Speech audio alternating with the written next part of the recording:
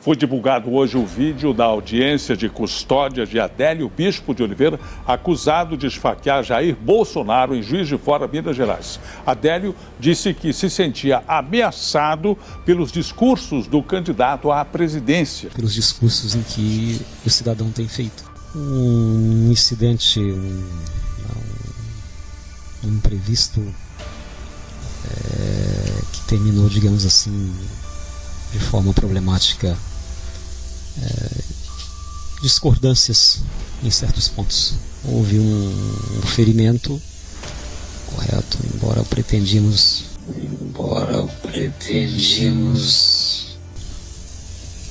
pelo menos dar uma resposta, um susto, alguma coisa dessa natureza, entendeu? Adélio foi preso por policiais logo após o ataque. Alexandre de Moraes, todo mundo tem medo desse cara. Eu chamo ele de mãe do PC. Fiquei muito, e quanto mais eu pesquisei fundo, mais assustado eu fiquei com a tamanha dimensão do golpe que foi dado no Brasil pelo Poder Judicial, com as ligações que o Poder Judicial tem ao narcotráfico, aos criminosos e esse mundo obscuro. Amigos, atenção! O que eu vou mostrar para você nesse vídeo é simplesmente assustador. Acabou de ser publicado um material completo, revelador, que escancara tudo e mostra quem realmente estaria por trás de Adélio, o homem que tentou tirar a vida do presidente Jair Bolsonaro em plena campanha presidencial. Mas se as pessoas soubessem que está no inquérito, que está acontecendo as investigações, como é que seria a reação das pessoas no geral? As pessoas se revoltariam. Eu vou resumir em 3 frases. O comunista, ex-militante do PSOL, radical, Adélio Bispo, que tentou matar Jair Bolsonaro, não é louco, não agiu sozinho e havia um grupo de pessoas com ele no dia. Gente, esse vídeo que eu trago hoje, você precisa assistir até o final para você entender e ver tudo o que realmente está acontecendo. E deixando bem claro que nós não estamos acusando ninguém, apenas mostrando o que está circulando na mídia sobre tudo isso. Então eu te peço encarecidamente, antes de continuar, já deixa o seu joinha, porque esse vídeo corre um sério risco de ser enterrado aqui pelo YouTube. E só com o seu like e a sua inscrição, esse conteúdo vai chegar ao maior número de brasileiros possível. Então, já deixa o seu like, se inscreva agora e ative o sininho, porque o que você vai ouvir aqui pode mudar tudo o que você pensava sobre esse atentado. Meus amigos, preparem-se, porque o sistema pode tentar esconder, mas a verdade não pode ser calada. O que você vai ver agora vai te deixar de boca aberta. Então, sem mais delongas, bora para esse vídeo. Durante as investigações dos inquéritos, foram descobertos indícios da ligação de Adélio Bispo e seus advogados com o crime organizado. Adélio é amigo de infância de um dos integrantes de uma facção criminosa, tendo crescido junto com ele na sua cidade natal. Veim, como é conhecido, foi preso por homicídio, mas já cumpriu a pena e até 2018 mantinha contato com Adélio pelas redes sociais. Mas a perícia feita nas correspondências eletrônicas de Adélio concluiu que não haviam conversas relevantes sobre o caso de Bolsonaro e não prosseguiu nessa linha. Outra relação com o crime organizado foi encontrada entre os advogados de Adélio. Consta nos inquéritos que Fernando Magalhães, que se deslocou de avião junto com Zanoni no dia seguinte ao atentado, teve entre seus clientes nos últimos anos 3 membros da mesma facção criminosa. Para reforçar a tese, agentes penitenciários e colegas de cela relatam que o próprio Adélio diz ser membro da quadrilha. Mas se as pessoas soubessem o que está no inquérito, o que está acontecendo nas investigações, como é que seria a reação das pessoas no geral? As pessoas se revoltariam. Eu vou resumir em 3 frases. O comunista, ex-militante do PSOL, radical, Adélio Bispo, que tentou matar Jair Bolsonaro, não é louco, não agiu sozinho e havia um grupo de pessoas com ele no dia. Os advogados defende qualquer um, defende facção. Não, eu defendo. Se pagar, defendo qualquer um. Qualquer um. Não tem facção, eu não sou do CV, do PCC. Eu defendo quem paga. Eu tive acesso aos inquéritos, né? Não posso falar de fato, obviamente que eu não vou falar quem forneceu os 2 inquéritos, mas foi encontrado com Adélio, né, algumas coisas muito intrigantes. que vão fazer sentido depois de um bom tempo de investigação. Uma delas foi um papel, uma lista com uns números e letras que, à primeira vista, aquilo ali parecia, você fala, uma coisa aleatória, né? E depois, quando você olha, teve um iraniano que estava preso no Brasil, ele pede perdão presidencial e ele fala que ele vai contar como que o Adélio agiu, com quem que ele estava envolvido, etc. Ele fala que vai fazer revelações e esse cara, ele afirma que o Adélio estava com uma facção criminosa e que a prova disso é que ela deslocaria veículos para auxiliar ele naquele dia 6 de setembro. E que, portanto, o Adélio conheceria as placas dos veículos. Quando você olha aquela lista de novo, o que você tem ali? Você tem placas de veículos, né? Aquele papel que foi pego no segundo andar da rua Alfield, né? Em Juiz de Fora, lá pelas 3h40 da tarde. Mas quem é esse iraniano que diz possuir informações tão relevantes para a solução desse crime? Tahat Mavisi, apelidado de Tony, foi condenado por encomendar o assassinato de um auditor da Receita Federal, além de descaminho, lavagem de dinheiro, homicídio e organização criminosa. Mavisi ficou detido por cerca de um mês em uma cela vizinha à de Adélio Bispo, na ala médica da Penitenciária Federal de Campo Grande. Em conversas, o iraniano afirma ter descoberto que Adélio seria ligado a uma facção criminosa. Além disso, teria revelado o nome do mandante do crime e de uma outra pessoa, que teria passado para Adélio as informações sobre a agenda de campanha de Jair Bolsonaro em Juiz de Fora. Segundo ele, essas duas pessoas eram políticos importantes. Bolsonaro não ia para Juiz de Fora no dia 6 de setembro. Ele ia no dia 6 de agosto. A agenda dele era com associação comercial. E aí, o pessoal fica de sobreaviso, porque o Bolsonaro adia essa ida por um mês. Quando ele adia a saída por um mês, apenas quem tinha acesso a essa informação era quem cuidava da agenda do Bolsonaro.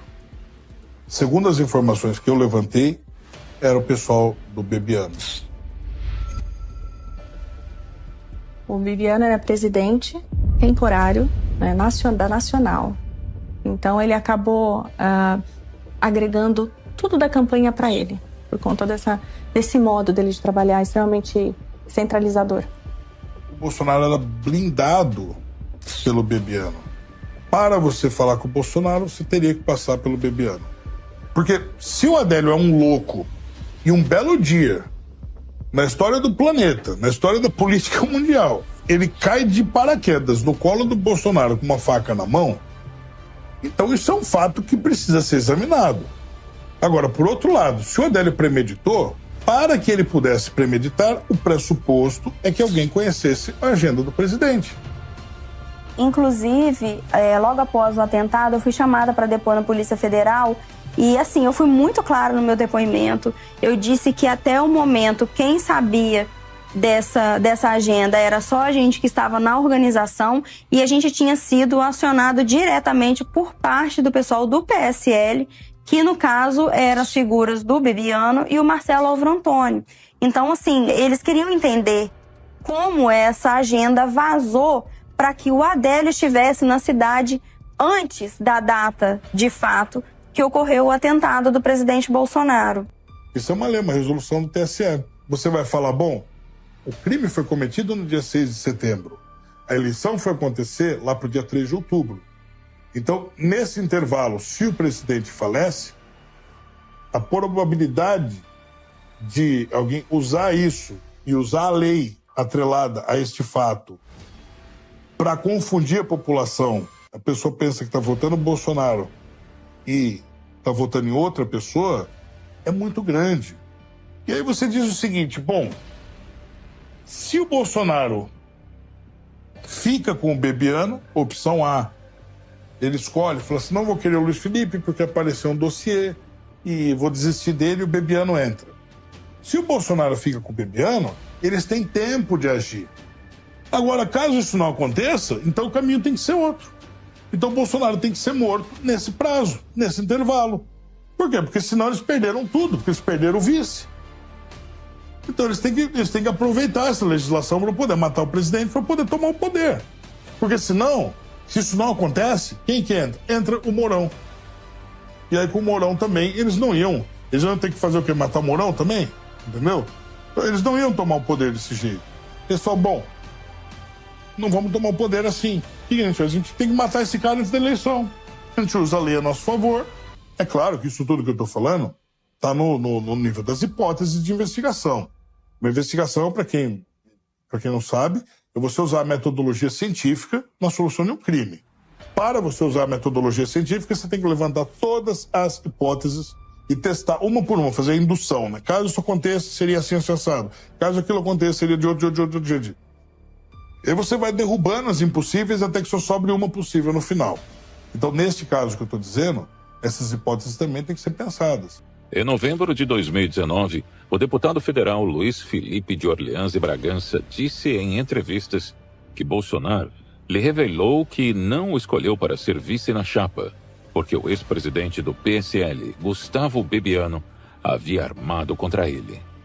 Gente, e olha só o que aconteceu com o Gustavo Bebiano logo após tudo isso. O corpo do ex-ministro da Secretaria-Geral da Presidência, Gustavo Bebiano, foi enterrado no fim da tarde de hoje em Teresópolis, no Rio de Janeiro. Ele morreu na madrugada desse sábado, aos 56 anos, vítima de infarto. Bebiano seria um infiltrado do CRI organizado no PSL? Gente, aquilo que Sérgio Tavares, jornalista português, fala e falou e mostrou no seu documentário nunca fez tanto sentido. Vão perceber que neste momento o Brasil está a ser governado por absolutos criminosos, mas do pior que existe. Pesquisei muito, investiguei muito e quanto mais eu pesquisei fundo, mais assustado eu fiquei com a tamanha dimensão do golpe que foi dado no Brasil pelo Poder Judicial, com as ligações que o Poder Judicial tem ao narcotráfico, aos criminosos e esse mundo obscuro. Meus amados, veja só a gravidade disso tudo. O atentado que quase tirou a vida de Bolsonaro continua cheio de pontos obscuros. Advogados caríssimos pagos por ninguém sabe quem, silêncio da grande mídia, investigações cheias de furos e agora esse vídeo que mostra tudo escancarando os bastidores e revelando peças que até hoje ficaram escondidas do povo brasileiro. E eu te pergunto pra você, será que finalmente estamos vendo a verdade vir à tona? Será que o STF está mesmo por trás de tudo isso? Ou ainda existe algo muito maior e mais sujo que estão tentando esconder da gente? Já circula aqui na internet que todas essas provas estariam na mão de Donald Trump. Ele realmente está pronto para intervir aqui no Brasil. E isso está mais próximo do que nós imaginamos. Esta é talvez a maior bomba que o Donald Trump está jogando contra não só Lula, mas contra todo o sistema que se apoderou desse narco-estado que se transformou o Brasil. O porquê que o Trump acabou de fazer é uma bomba para o sistema brasileiro. Vamos ver isso aqui, ó. O PT tinha diálogo com nós cabuloso, preso do PCC grampeado. Ao longo da história, ficou inquestionável a aproximação do PT, da esquerda e de facções criminosas do narcotráfico. O PCC sendo uma das principais dela. O PT, o PCC e a morte de Daniel. Segundo Marcos Valério, a aproximação do partido com a organização criminosa começou nos anos 2000. Marcos Valério relata a relação do PT com o PCC. Aí vai, Moraes determina censura a reportagem sobre o suposto elogio de Marcola a Lula. Marcola, o chefe do PCC. E por que eu estou mostrando tudo isso? Por exemplo, visita da dama do tráfico no governo, do Comando Vermelho, o PT indo em áreas completamente dominadas pelo PCC e pelo Comando Vermelho, sem polícia nenhuma, Flávio Dino também entrando em área do Comando Vermelho, visita do Lula à favela do Moinho, articulado com ONG ligada ao PCC. Por que de repente se tornou importante a aproximação do PCC, do PT e do sistema? O PCC hoje não é apenas aquele grupo de pessoas com fuzil na mão em áreas dominadas pelo narcotráfico. O PCC hoje tem advogado, tem procurador, tem deputado federal, deputados estaduais, vereadores, prefeitos, ministros e até mesmo figuras da mais alta cúpula do judiciário brasileiro. O Brasil diz aos Estados Unidos não classificar PCC e Comando Vermelho como organizações terroristas. Os Estados Unidos veio aqui para avisar o governo brasileiro que eles estariam, a partir daquele momento, considerando o PCC e o Comando Vermelho como grupos terroristas. Eles passam a ser considerados como grupos terroristas. Qual é a relevância disso? Isso foi uma notícia, você deve ter visto, saiu em toda a imprensa, e aí o governo saiu em defesa do PCC e do Comando Vermelho. Lula mandou emissários falar com o governo americano, implorando para que eles não passassem a considerar o PCC e o Comando Vermelho como grupos terroristas. Por quê?